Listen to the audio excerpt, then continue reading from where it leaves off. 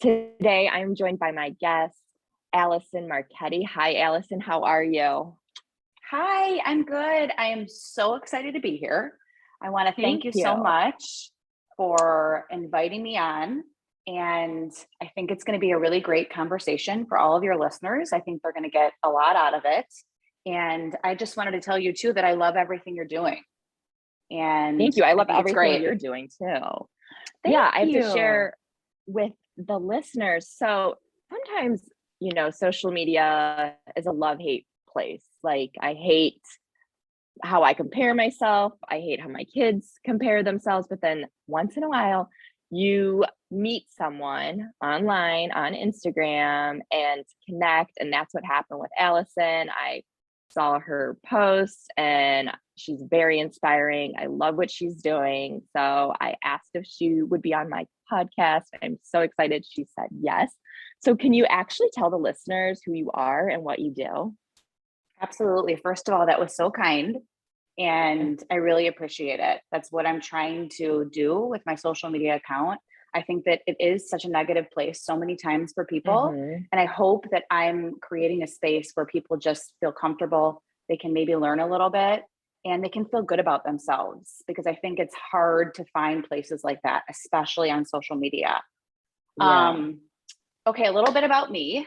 I am a former lawyer turned stay-at-home mom and now I'm a coach. So I love to coach moms and I also love to coach girls. I have been married for 17 years. I have 3 kids, 2 dogs, 1 bunny, 1 lizard. Oh, wow. Yes. But I feel like empowering women and empowering girls is what it's all about for me. I think a huge part Mhm. in life is just giving back and sharing what you've learned. And that's one of my goals with my Instagram account and also with our business, just to kind of teach the girls everything that I wished that I had learned in school. Yeah. So I think that I have a unique perspective because a lot of the issues that I talk about, I struggled with as a girl. I have Yeah. 2 girls and I see them Mhm. struggle with these things.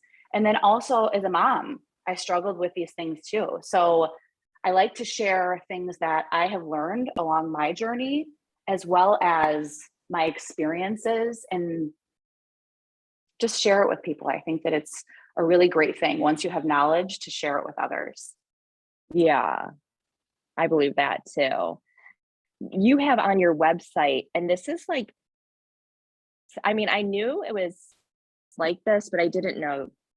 When you see it, it just puts things into perspective. Over 50% of teenage girls are using restrictive measures to lose weight at any given time. 50% of teenage girls use unhealthy weight control behaviors. The National Institute of Mental Health reports that 2.7% of teenagers ages 13 through 18 suffer from an eating disorder. 74% of girls say they are under pressure to please everyone. 72% of girls feel tremendous pressure to be beautiful. And, it goes on.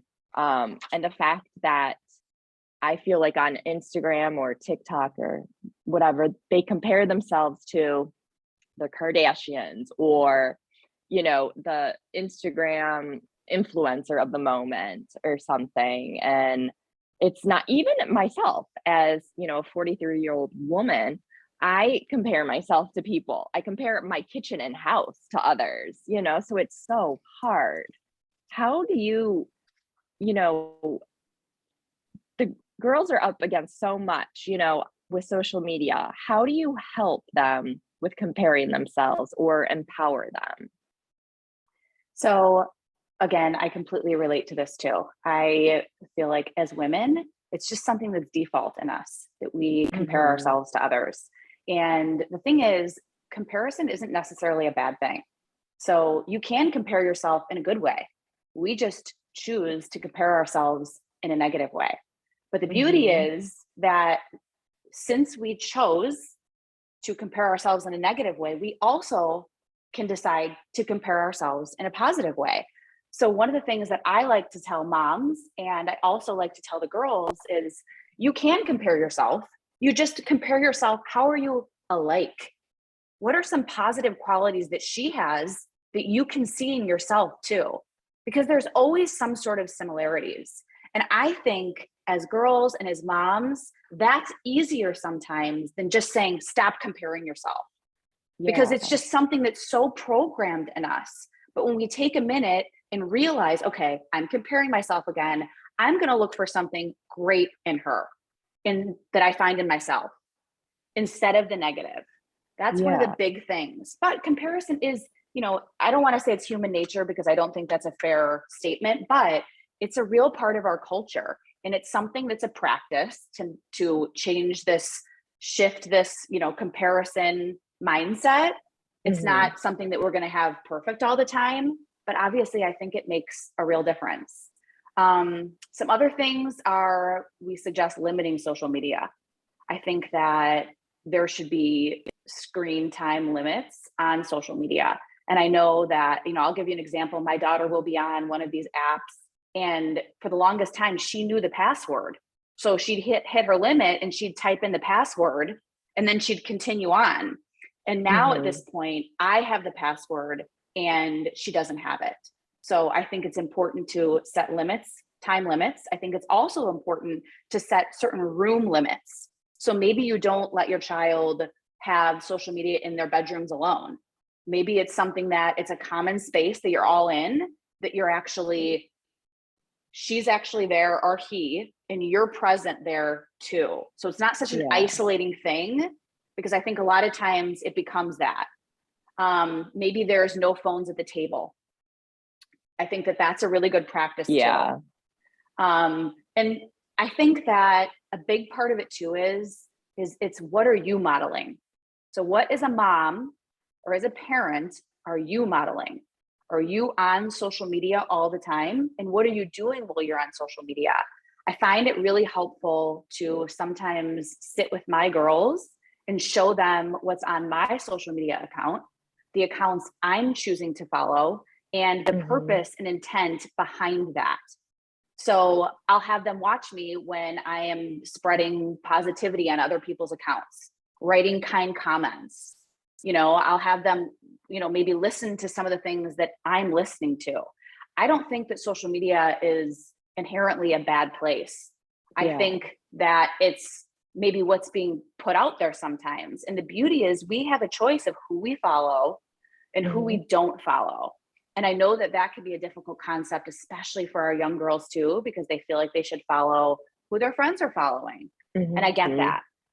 But I think that when there's limits and when they're reminded that this isn't real, and again, when I sit with my girls or even in class, we'll go through and we'll tell them, this isn't real life. This is someone's highlight reel. This Kardashian that you're looking at, she has a glam squad. She has a professional photographer. She has, a personal trainer. She, all of these things that just aren't real. Yeah. And I think it's so important for us to remember that, everybody is portraying a highlight reel. I try to sometimes in my stories actually put things where I've, totally made mistakes or screwed up when I'm speaking, and just laugh at myself, because that's real. Yeah. Even when we see, and I think that this is big on TikTok too, even when we see girls that are crying, let's say on social media, that's, maybe they are crying, but they're still making a conscious decision of what they're putting out there. And then our kids sometimes don't realize that maybe that's not real. So I think the best advice that I can give is, what are you modeling? Look at your child's account with them and go through it all with them. Oh, this person right here, do you realize the reason they're holding that sugar scrub in their hand is because they want to sell it to you? They might not even use it. Just pointing these things out to your children, I think are so, so important. Yeah. I kind of, because I'm a yoga instructor too. And when my Instagram account at first was like all yoga, and I was doing all like handstands, headstands. And I was like, you know what? I need to post myself falling too. So I started posting like in the stories, messing up. I have like one at the end of it was like in December or something. I did like the carousel, and I had a bunch of bloopers on it. I was like, I am a yoga instructor. I'd be been practicing yoga for years, but I still fall and mess up. So I started doing that too. And I don't ever post what I ate in a day post, because sometimes I'm hungry, sometimes I'm not, but also I don't want people to think like, I just think those are not good. Like, everyone is individual, and one person might be working out a lot and able to eat more. Like, I'm just not okay with those kinds of posts either. I think that that's a really good point too. And Mhm. again, when we're looking at something like that, or when our child is looking at something like that, it's important to remember that we're each different. Just like you said, what did that Mhm. person do in the day? Maybe they had more physical activity. Maybe they had less physical activity. Maybe this was a really special day where they were trying to eat clean the whole day. You just Yeah, never know the whole story. Maybe those foods work for their body. Maybe the foods right. wouldn't work, for someone else's body. So I think tuning back into yourself is always really, really important too, because we're all so Mhm. different. And that's another thing that, we like to tell moms and then also tell girls. Everybody's different. So often we're trying to be like everybody else. And I think the goal is to be ourselves. When we allow ourselves to truly be ourselves, tune into ourselves, and appreciate and celebrate our differences, that's when we Yeah. feel the best. So, of course, you're going to see these people, this person doing that, this person looking that way, whatever it is. And if they enjoy that, then that's amazing. But I think it's important to ask yourself if it's something you actually enjoy and you want to do too. And I think that that can Yeah. help with the comparisons too, is that everybody's different. And that's what makes the world beautiful. You want to be a first rate version of yourself, not a second rate version of someone else. Oh, I like that. How do you help or tell um kids how to be more mindful? Or do your kids listen to you? Because mine don't, for me, even when I try to get them to do yoga with me, because I'm mom, they don't want to practice meditation or mindfulness with mom. The first thing that I think is really important is to sometimes get someone outside of yourself. So it's similar Hmm. to school. I know I've tried to sit down with my kids to practice school, and it's harder for me. I know that they perform and respond better to a teacher. So sometimes Right. the message coming from a third person, it may feel strange, because you're thinking, I'm a yoga teacher. I should be able to teach my kids these things. But Hmm. sometimes kids need that other voice. And I think that's why it's important that programs like ours, come into kids' lives, because sometimes they just hear it in a different way when it's coming from a third party. And I think it makes a difference. But my kids, so again, I'm really big into what are you modeling as a parent? Hmm. So for me, journaling is a huge part of my practice. Meditation is a huge part of my practice. And for the longest time, I felt like I almost didn't do it while my kids were around. And now I've kind of flipped my mindset on that. And I intentionally try to do it sometimes when they are around. So they see me doing these things. Yeah. And my daughter, she has definitely picked up journaling and loves it, and does it before bed every night and just kind of does a brain dump. And for those of you who don't know what a brain dump is, I love a brain dump. And you literally just write down everything that happened that day, the good, the bad, the ugly. You don't have to worry about Yeah. punctuation. You don't have to worry about anything. You just dump it all on the page and get it out of you. And it's really great to do before bed for our kids and for ourselves. So that's one of the biggest practices. And also deep breathing. I think deep breathing is so powerful. Hmm. The kids can practice this at school, they can practice it at home. Just taking those deep belly breaths can make such a difference. It actually sends signals to our brain to relax and to come Yeah. back to the present moment. And I think that's another thing that's huge in our house. Do my kids do it all the time? No. But Yeah. I'm reminding them to do it, and they see me meditating, they see me do it too. And I'm hopeful that me modeling it for them, they actually will do it too. I'm a firm believer that actions speak louder than words. Yeah. How old are your kids? So I have an 11-year-old, I have a 10-year-old, and I have an 8-year-old. Oh, What about okay. you? Yeah, that's good. 14 and 11. and they're both girls. Oh, nice. Okay, I have to pause for a minute. They're here. Do you mind? Okay. Okay, No, I'll be right back. Yeah.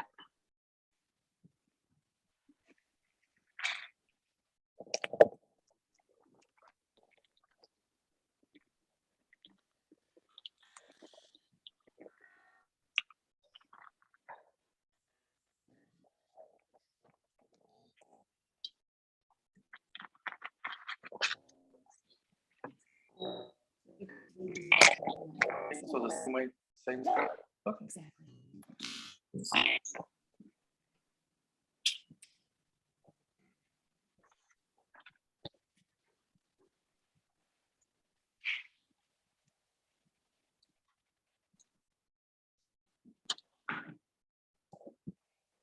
Okay, I'm back. I'm so sorry. Okay. Oh, it's fine. Okay, we said her ages. Okay. So your 11-year-old, she just journals on her own. That's She does. amazing. She does. And I love it for her so much too, because I think that oftentimes as our kids get older, they find it difficult to maybe talk to us about things sometimes. Yeah. And I also Mhm. think they find some of their bigger emotions kind of scary sometimes too. And for them Yeah. just to have a safe space that's not judgmental, that they can just, release whatever is happening, I think is so important. So Yeah, it is. yeah, I mean, I sometimes never even she'll, oh, go ahead. Sorry. Oh, no, I was just gonna say, I never even thought of, to like, because I wake up early for work and I meditate before. So, I wake up at 4 a.m. So I'm meditating and then, journaling when they're at school. So I've never even thought, like just journal in front of them, meditate in front of them. I mean, they know I do, and they know I use essential oils and all of those things. Sometimes I'll do like the tapping, the EFT tapping, or like breath work, and I teach them breath work and that. But I'm going to start doing the meditation and journaling in front of them. I have a journal too. I wrote a journal, and it's like on Amazon and Barnes and Noble, and I never even like thought to like give that to them to use. I love that. I love that you wrote that. What's the name of it? 90-day wellness journal, and it has a spot for like affirmations. I have the brain dump in it for nighttime too. Love that. And then your goals, and then like after each 30 day, like reevaluate goals. I actually want to do another one. I just want to do a gratitude, like morning gratitude, and then nighttime brain dump again. But I want to do it myself, and this is live and learn kind of moment. I've only made $8 off of the journal with the publishing company I did use. So, and it's been out for a year. So, kind of live and learn moment. So, yeah. Okay, well, I'm going to plug you since you're amazing. Oh. And I'm sure that the product is amazing. So hopefully everyone goes on Amazon and gets it, because I think that from what you just said, it seems like it would do nothing but help people. And it seems like it could be used by kids, it could be used by our teenagers, and it also could be used by adults. And I am a firm believer that journaling is such an important practice. What does your morning routine look like? You mentioned So mine is, I wake up and I have warm water with lemon. I've been doing this for like over 15, 16 years. Like, I don't know. I read somewhere one time when I was like right out of college about it, and I just stuck with it. It's just kind of like it rehydrates me, I feel like. Then I meditate. I used to be a person that couldn't meditate. Meditation was very hard for me. So I would only do like 5 minutes. This past year, like 2022, I finally got it, which is nuts because I've been a yoga instructor for 5 years, but I just started doing Kundalini meditation and like with mantras and that. So I do that, and then I start work, and then if it's school time, I get the kids up, take them to school, and then come back and work again. And then, throughout the day, because I have anxiety, I was diagnosed with anxiety in high school, like back in the 90s. And I'll like do EFT tapping or meditate again if I'm feeling really anxious or something. What about you? You're What is, sharing. I love that oh, you're sharing about anxiety, because I think that there still, unfortunately, is a stigma attached sometimes. And I mm-hmm. know of so many moms who are struggling with anxiety and feel like it's something they've done wrong. And I Yeah. think that, I struggle with anxiety too. And I just want everyone to know that it's not something you did or didn't do. It's just, sometimes people have it, and don't beat Yeah. yourself up about it. And there are things to do, and, people to talk to if you need help with that, and never, Mm-hmm. ever be ashamed for asking for help. So I think that that's a Yeah. really important message for everybody. Like I said, especially moms, so many times we feel like we need to have everything together and be this quote unquote Mm-hmm. perfect mom. And nobody's perfect. Right. And I think it's a really important message for all moms to hear. Everybody has struggles, everybody has hard days, and it's normal. Nobody's Mm-hmm. perfect. So, but back to morning routines.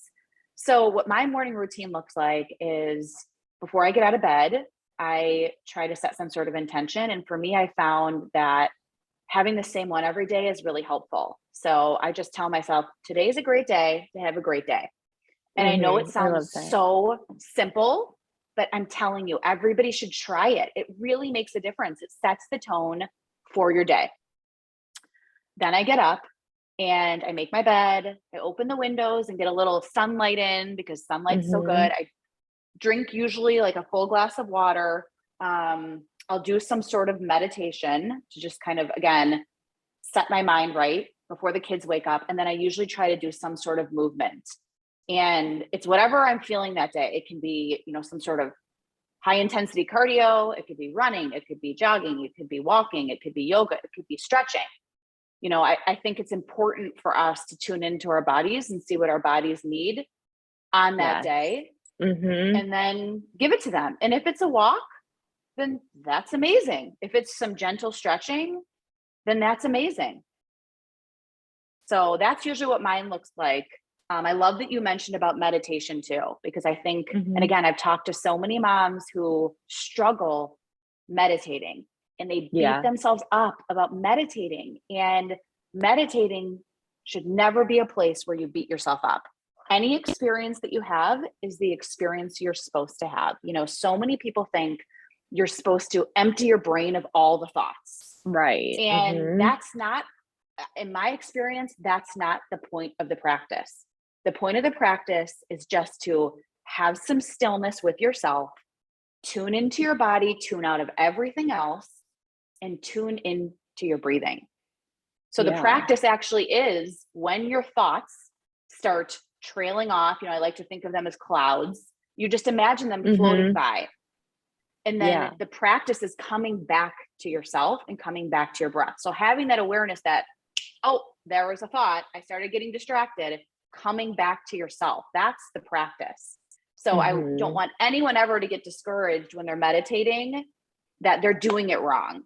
Because if you Yeah. can breathe and if you can sit down, then you can meditate. Mm-hmm. And I also love that you weren't afraid to try different types of meditation. There are so many kinds. And if the first type you try isn't working for you, then there are so many other different types. And I would encourage everybody to try different types. Personally, I love body scans. I Mm-hmm. love loving kindness meditation. You can find any of these anywhere. YouTube, you just type Yeah. it up, and they have scripts on YouTube. There's great apps like the Calm app, Headspace. There's so many different places that Mm-hmm. people can find to kind of get introduced to this. Yeah.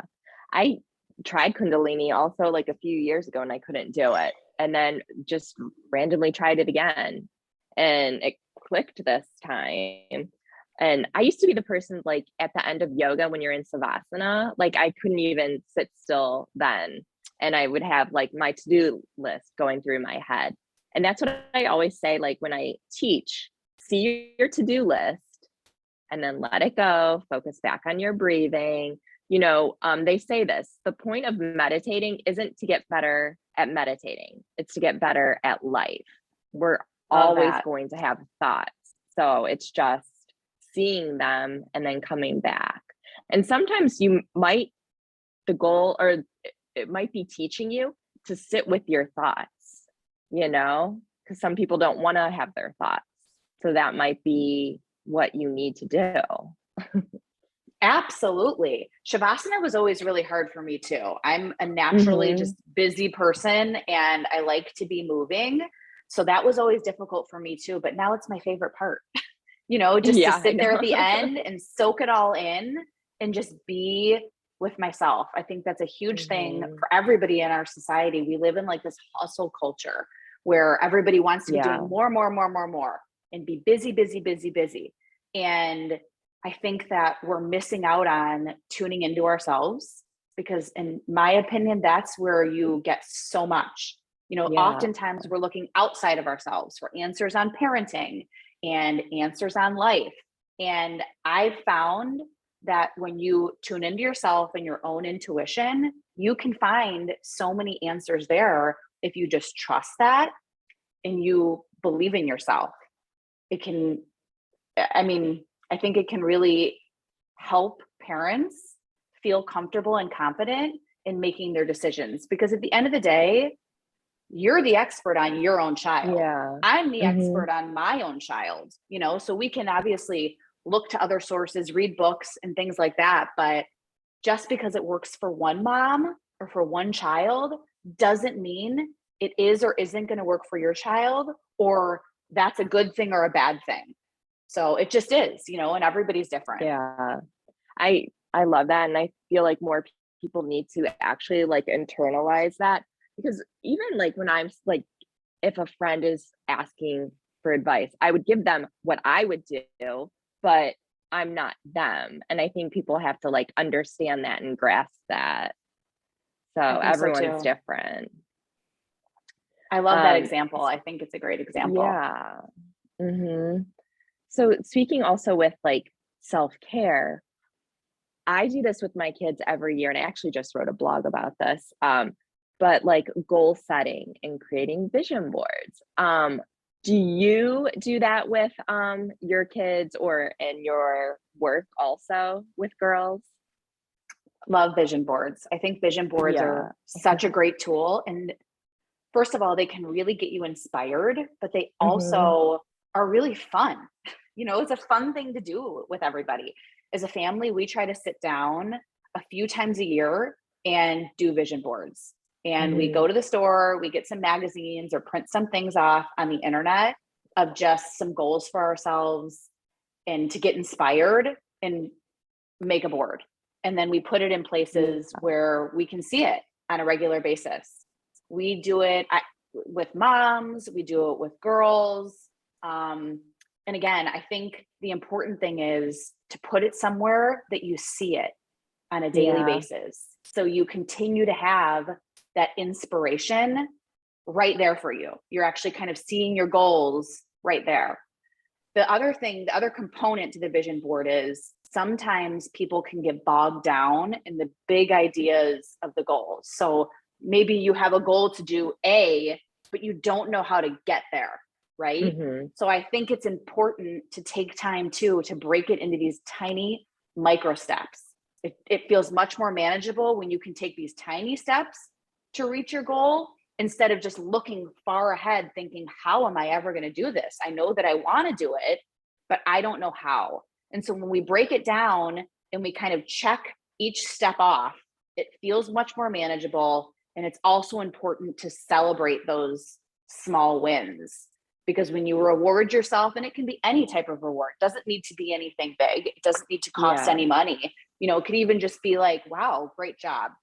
As moms, I think we oftentimes don't ever compliment ourselves. I think we don't ever celebrate ourselves. I think being a mom is one of the hardest jobs there is. It's one of the most beautiful and rewarding, but also one of the most hard. And I Hmm. don't think that moms appreciate themselves enough and everything that they do for everybody. So I think it's important for us to do that. Yeah. I love that too. What are some ways that we can bond with our children or child? So when my kids were younger, I remember reading a book about imaginary play. And it was funny because my sister was amazing at it and I wasn't, and I felt bad. And so I'd like try to do it and I wasn't enjoying it. And I think that my kids may have felt that I wasn't enjoying it too. But there were other things that I did enjoy and my kids enjoyed too, but I almost felt like we didn't do those as much because I thought that I should do these prescribed activities, which are, you know, imaginative play and all of these other things. Yeah. And I think as I've gotten older and my kids have gotten older, I've kind of taken the pressure off. And, you know, I have a son who loves to read. I love to read. So him and I read together. I have a daughter who loves to craft. I love to do crafts. So her and I do crafts together. I have another daughter who likes to dance. I like to dance. So when she's doing some sort of dancing with music on, I'll dance with her too. You know, I don't think it needs to be this grand thing. You know, Yeah. so many times we set these plans, you know, we're going to have this special day and we're going to do all these things together and it's going to be amazing. And, you know, 90% of the time, this one's crying and these are fighting and, you know, it just doesn't turn out that way. And then we feel bad and we feel upset because it didn't turn out that way. And I mean, there is value in doing those things. I'm not trying to take away from that, but I think one of my main messages, especially for moms, is take the pressure off yourself. You can have these little tiny bonding moments that I think are really important. You know, reading with my son, dancing with my daughter, like I said, doing crafts with my older daughter. And if you don't know, then ask your child, what do you want to do together? You know, what, and I think that they'll tell you, you know, ask them, what would your ideal day look like with me? Yeah. And go ahead. Oh, I was just gonna say, we try to do like movie nights, and we used to, but now my 14-year-old, I mean, she's a freshman in high school now. She doesn't want to do them anymore. And, you know, I'm fine with that. I think my husband still is like, can you just do it one night? And she's like, no, I don't want to. And then it takes forever for all of us to even agree on a movie too. And then the two kids are fighting. So I'm just like, okay, you know. So my youngest though, she'll be like, want to watch a movie? So I watch a movie with her. And she's into Stranger Things now too, which she might be a little too young for, but we let her watch it. But we watched that with her this summer too. So I love that. And that's the thing. That's easy. She wants to watch that and you want to watch it too. And you guys have a good time doing that. That's enough. You know, and as far as the movie thing with your older daughter, that's okay too. You know, she's getting older and maybe there's other things that you guys can do in place of that. Whatever it is, maybe she's into, I don't know, getting her nails done. I don't know, you know, and then you go do that with her and then have lunch or a coffee after. I'm not sure, but I think we did do that just before school. We did nails and lunch. And that's amazing. And again, that's enough. You know, we put pressure on ourselves to, you know, have this movie night and everybody's gonna, I mean, we do it too. My husband falls asleep during the movie night. So does mine. My kids are and then start snoring. Yes. So I think it's the little moments that we sometimes don't think are good enough. Those are good enough. You know, those are when we're really bonding with our kids. And I think those are what matter. What are some ways collectively, like as a family, we can reduce stress? I think my kids feed off of me when I am stressed. They can sense it and then they start to like get agitated. I can relate to that for sure. One of the biggest things is I like to think about stress and emotions like a stoplight. So if we're all operating in the green zone, which is everybody's at a calm place, then maybe we can have more discussions. Everybody lets things go a little bit more. If we're operating, or if I'm operating from a red space, so a red stoplight, I think to myself, I need to stop. And I actually take a break. So I step out of, I tell the kids, you know what, I'm feeling really stressed out. I'm feeling really frustrated. I'm feeling really angry, whatever it is, you know, I'm very open with them. And I said, I need to give myself a break. And I step out of the room and I do something to bring myself back to green. And sometimes it takes longer than others, but I hope that I'm modeling this for them so they can learn this and do this themselves too. All of us have the ability to regulate ourselves back to a peaceful place. For me, it really helps to meditate. It helps to do the deep breathing. It really helps even just to step outside and have a different environment. And I encourage my kids to do that too. I'll say that to them. I see you're going to the red zone. Maybe you should step outside. Maybe you should go read a book, for my son or whatever it is. And I'll encourage them to do it. Do they do it all the time? No. But I think that I am planting seeds for them that hopefully they will cultivate over time, and they will end up using these tools too. Because the other thing is they're little, they're going to make mistakes. We're going to make mistakes. I think it's important. Yeah. For so long, I felt that I needed to be this perfect parent. And I think that that was doing my kids a huge disservice, because when we have to force ourselves to show up as perfect all the time, then our kids aren't seeing that they can be imperfect. So then they're feeling like they have to be perfect too. So when we give ourselves the space and grace to show up imperfectly, then they see, oh, okay, it's okay for me to do that too. And I think, again, that's a big pressure that a lot of kids feel, especially girls, is that they have to be perfect. And we remind them, nobody's perfect. Who decides what's perfect? You decide what's perfect. And she decides what's perfect for her. And I decide what's perfect for me. So I think that those can be some powerful tools. Yeah. I know we talked about morning routine. Do you have any other self-care routines that you practice, or a nighttime routine? So for my nighttime routine, I love tea. So I always have some tea before bed. I recently have gotten more into stretching. So I'll try to do like something short, 5-10 minutes of stretching, because as you get older, I think it's really important to do that. And then I'll finish my night with gratitude, a brain dump and gratitude. So that's usually what it looks like. I mean, that's an ideal night though. Again, I don't want people to feel pressure to have any certain morning routine or any certain night routine. The point isn't to beat yourself up about it if you don't do it. I'm sharing my ideal morning routine and my ideal night routine. Does it happen all the time? No. Do I wish it would? Yeah. Yes. But it's okay. It's okay. And I also think it's important to remember that what your morning routine and night routine look like and mine, it's okay for them to be different. Maybe you and I need different things. Maybe different things feel good to us. Some people are night people. Maybe they'll do more things in the night than someone else does in the morning. And that's okay. I think that everybody's having this individual experience. And then when you lean more into that and take the pressure off of yourself, it's just a more positive place. Yeah, that's true. Yeah, I really don't have a night routine because my kids, with their sports and activities, we're going in every which direction. It's hard. And then sometimes it's changed a little bit. Well, I don't know yet because school just started, but last school year, like we weren't getting home until 10 o'clock at night, me and my oldest. Wow. And and then, she'd be showering and I'd be getting, ready for bed too. And then I get up at 4 a.m. So it's just like wash my face, brush my teeth, do a little meditation to relax and go to bed. Yeah, but that's enough. That's enough. Yeah. That's what works for you. And that's enough. Again, I think a lot of times we put these pressures on ourselves. Well, I should have a night routine. I should have a morning routine. And it's okay if you don't. And it's okay if things change.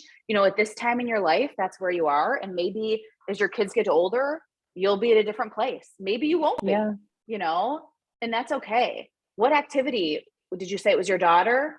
What activity was my she in? daughter? Well, they used to be in competition all-star cheer. They're not doing it this year, but now my youngest is doing volleyball and my oldest cheers for the high school, and she's on the she's like cheers for sports, like sideline cheer, but they also have competition high school team or something like that. So she has that. So nights have opened up a little more because being an all-star competitive cheer family is literally, that's your life. So Wow. yeah, she still So, tumbles. So there's that. okay. So what was your experience? What was your experience and your girls' experience with cheer? I'd love to Well, when they hear. were both doing it, it was they both had practice, I think on different, it just depended which year it was. Sometimes they had practice the same days, sometimes they didn't. One year my oldest was double teaming, so she was on 2 teams, so she literally had practice Monday through Thursday. It is fun because when competitions start, you're like gone for weekends at a time. We got to go to really fun places. We went to Palm Springs, we went to Los Angeles, Orlando, like a few Wow. times, for end of season competitions, and Disney. So that's fun. Wow. And I think we will miss those competitions this year because we were always gone on a weekend. With high school, I don't know yet how competition's going to go then, and when competitions are. They're weekends also, but I'm not sure yet. So What did you think about like the cheer culture? I think oh oftentimes cheer and cheerleaders can get a bad rap. yeah. And what was your experience with it and your girls? um so we didn't have a bad experience with that.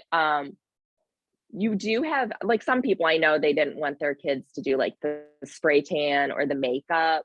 They have, if you are on a junior or youth team, you have mesh, so your stomach's not showing. I mean, it is like kids wear sports bras and like those tight shorts to practices. So maybe I just got used to it. They don't, um, the gym they went to is very good about, they follow their social medias too, the kids, the athletes' social media too. They're very good. We had to watch a video like how to protect our kids from predators. Um, they teach the kids that, like, they wouldn't allow a kid to be photographed with an adult by themselves, like, oh, can I get a picture with your kid? They'd be like, no. Like, teach your kids to say no. Like, if they're uncomfortable, ask for more girls to be in the picture too. That's So great. I never experienced that. I know it's out there, and we've gone to competitions, and there's like, you hear stories. Someone was hiding in the girls' bathroom and stuff like that. I just never let my kids go to the bathroom by themselves. And it's in a, oh, what are they called? Not a, oh my God, I can't think of it.